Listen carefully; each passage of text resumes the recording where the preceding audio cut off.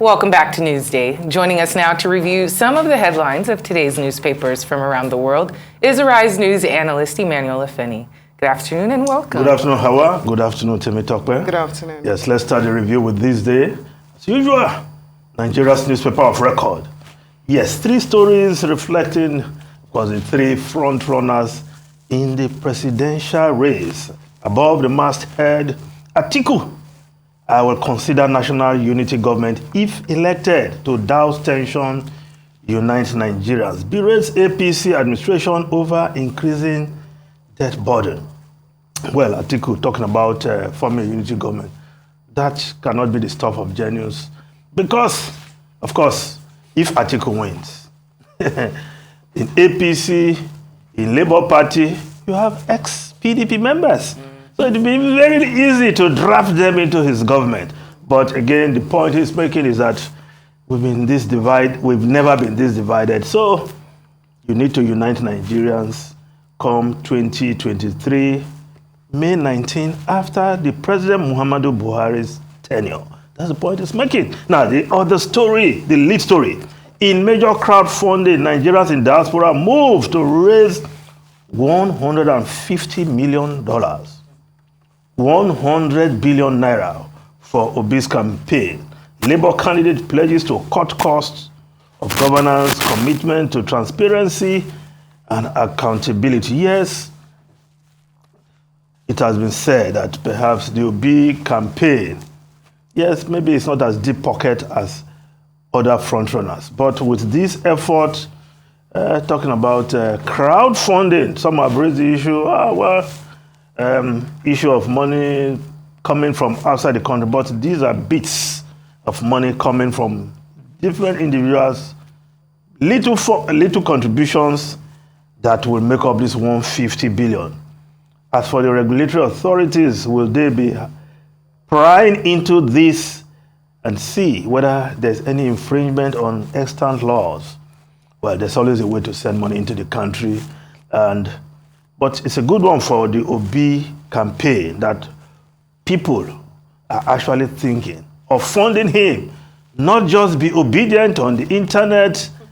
They are organizing marches across the streets of major cities and now crowdfunding.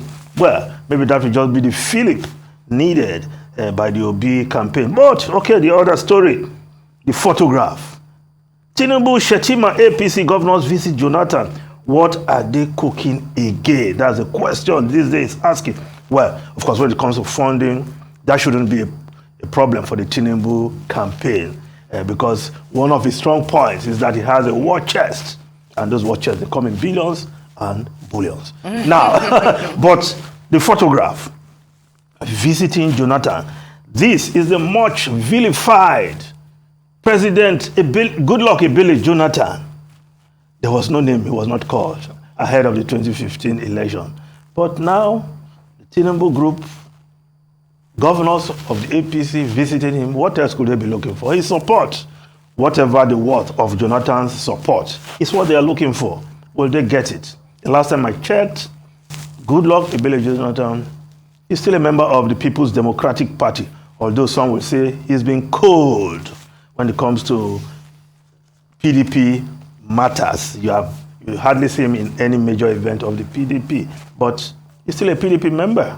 If he's doing otherwise, I'm sure he will let the whole world know. But it's interesting that politicians, of course, like they say, no permanent friend, no permanent enemy, but permanent interest. With the interest of Jonathan and that of Tinubu collide ahead of the 2023 general election. Now, the Guardian newspaper, after 14.6 billion naira, Nigerian Air misses fifth takeoff amid investors' apathy. Concerns as Nigerian Air gobs 14.6 billion naira in 4 years, under 5% government equity. Industry awaits delivery of Sirica's aviation roadmap. 7 years on, 9 months to go. Consultants, stakeholders disagree on prospects of new airline. Yes, we've been waiting almost forever for this Nigerian Air. And one cannot forget how They spent huge sums to launch the logo somewhere in London. And it was launched with so much pomp and pageantry, you would think in a week's time, that airline will take off. But when you are launching the logo, your product is not ready, your service is not ready.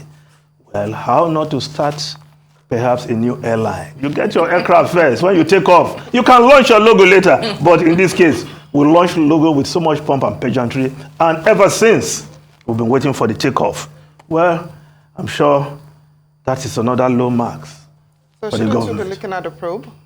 Probe? Yes. Well, maybe in 7 months' time, it will fly before this government, the tenure of this government comes to an end. So maybe not probe yet. Let's just see whether it will take off. They only missed another takeoff date.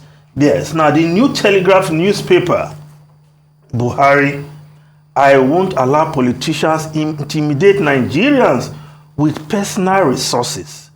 That message was delivered to APC governors who visited President Muhammadu Buhari. Among the presidential candidates we have seen, who has the potential to intimidate with personal resources? I leave that question to our viewers to answer.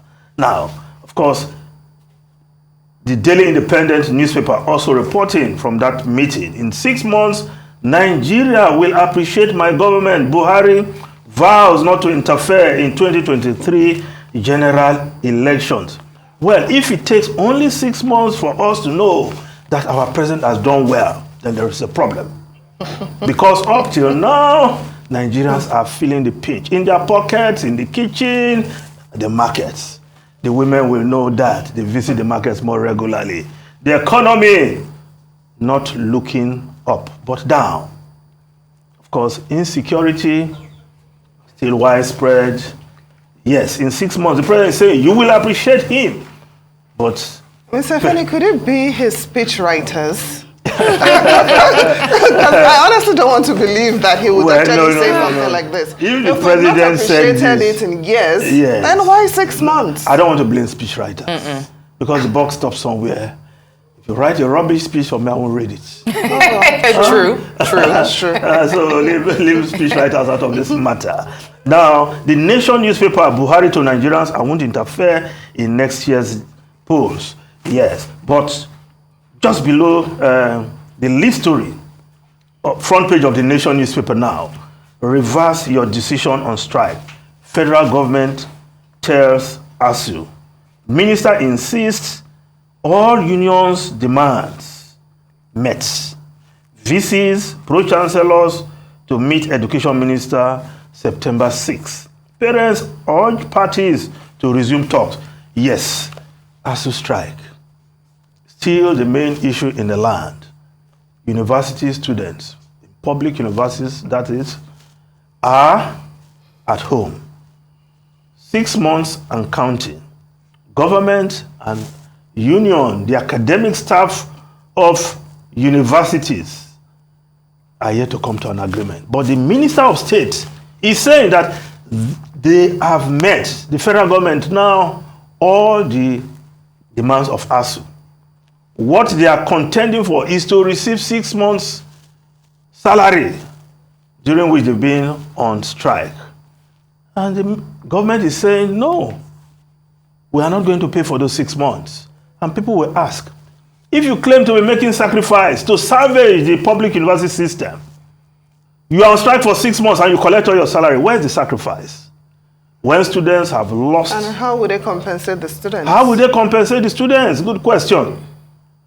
So, but we urge both parties to come to an agreement so that we can get these stalemates over and move on.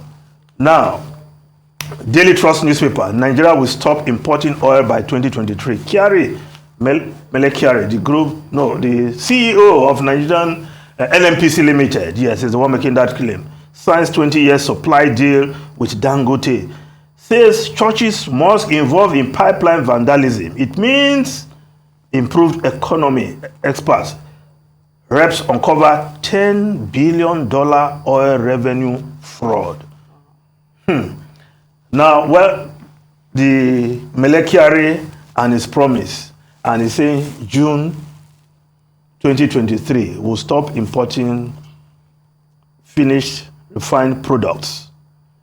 And Dangote Refinery, the magic wand, and other efforts they are making to revive the refineries will ensure that we stop. We will not only be exporting to West Africa, but will become a hub. Some very... What world do we live in? Well, I have not seen how we'll achieve that yet, but that is a promise Mele Kyari is making to Nigerians. But this will happen June next year when President Muhammadu Buhari has finished his tenure. I hope he's not saying Buhari is the problem. Well, let's move on to the foreign newspapers quickly. The Times, UK. App will let patients avoid long NHS waits. Shop around for treatment using smartphone. Yes, that's patients will be able to use the NHS app to shop around for hospitals with shortest waiting list. Yes, Steve Beckley, the health secretary, said he wants to give patients real time to travel to get quick treatment. Yes, so the shortest distance may not be the fastest treatment.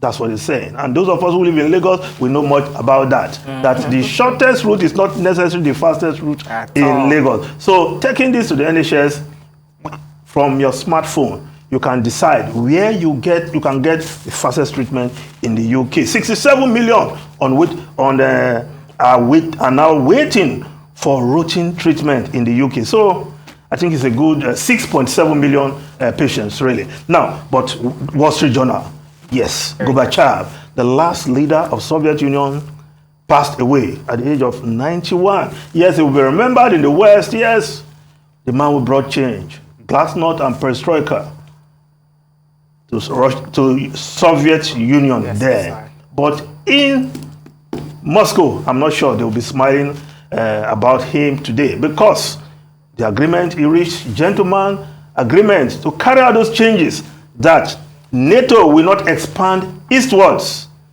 was not kept by the West. And that is why a certain Vladimir Putin, trying to reverse the situation, has invaded Ukraine. And just made things just that much worse. Well, thank you so much, Mr. Afeni, as usual, for coming in and reviewing the papers with us.